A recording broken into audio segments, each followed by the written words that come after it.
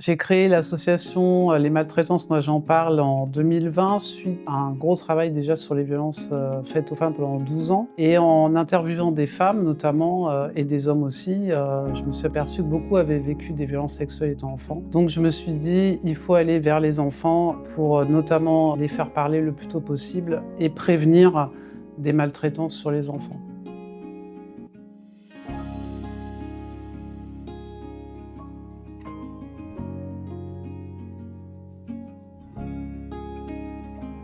J'ai voulu rejoindre l'association Les Maltraitances, moi j'en parle, parce qu'il me semble important et primordial de parler et de libérer la parole sur cette thématique.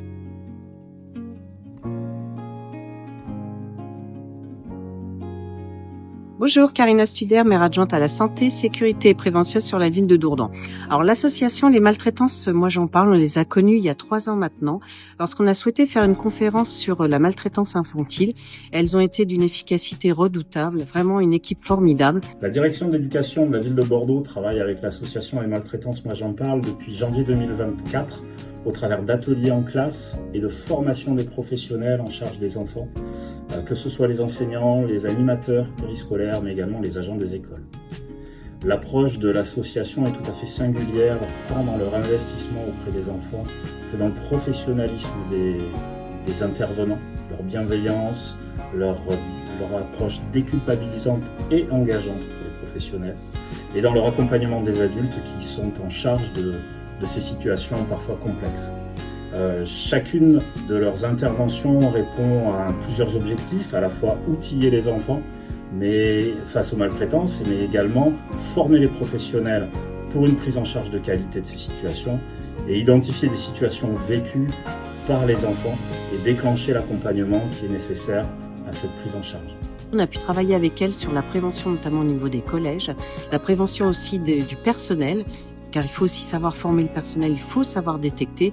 Et vraiment, avec Alexandra, c'est une équipe géniale.